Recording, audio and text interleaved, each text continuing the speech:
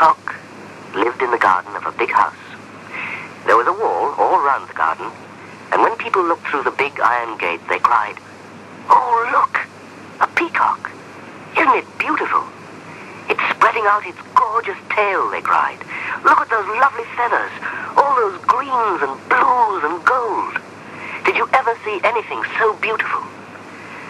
The children would creep through the gate into the garden to look for feathers that sometimes dropped from the peacock's tail. "Look," one would cry, "I've found a feather with an eye." And he would run and show it proudly to his mother. "What a beautiful eye," she would say, looking at the mark in the top of the feather. And that's just what it looked like. A beautiful, big, green eye. The peacock looked so proud and important that all the other creatures who lived in the garden thought the peacock was king and the most important creature in the world. Until one day, a weasel came into the garden and laughed at all the creatures who lived there.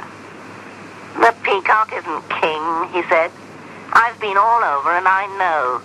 There are bigger and handsomer animals in the world than the peacock. I've seen a horse in a field. A horse is many times bigger than a peacock. He's big and handsome, and he gallops in the wind with his tail flying behind him, and the sound of his hooves echo among the hills." "Listen to him," cried the peacock, "telling these tales of great animals. Why haven't we seen them?" "One day," said the weasel, "I will bring one of these great animals' shoes to show you. Then you'll know that I'm telling the truth." But the peacock ordered the weasel out of the garden. "Go back where you came from," cried the peacock. "We were happy here before you came."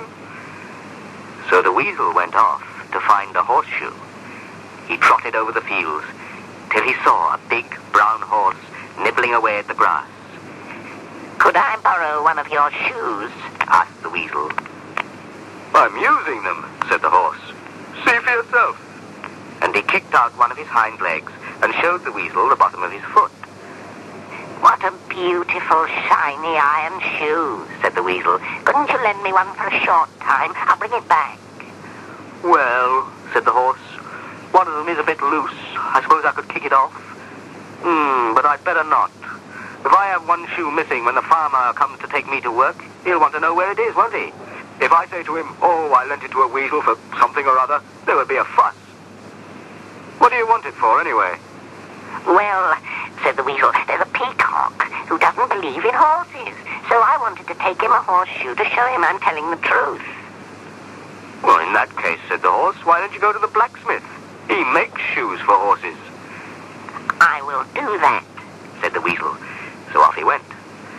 The blacksmith was working in a big shed where there was a fierce fire burning, and he was hammering away at a horseshoe on a big black lump of iron. The weasel had to shout really loud to make himself heard. "Can you lend me a horseshoe?" he asked, but the blacksmith didn't hear him. So the weasel went nearer. Then the blacksmith saw him and shouted, "Get that weasel out of my shed! I can't stand weasels! He's after my hen's eggs, I'll be bound!" "I'm not after your hen's eggs," squeaked the weasel. "I just want to borrow a horseshoe." But the blacksmith took no notice.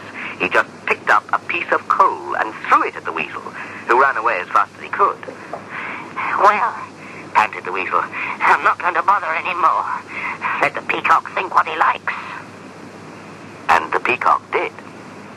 "You see," the peacock said to the other creatures in the garden, "that weasel didn't come back with a shoe from that great animal he was telling us about. It's a good thing we didn't believe him. Who ever heard of an animal wearing shoes?" So the peacock lived happily in the garden, and all the other creatures who lived there still thought he was king and the most important creature in the world.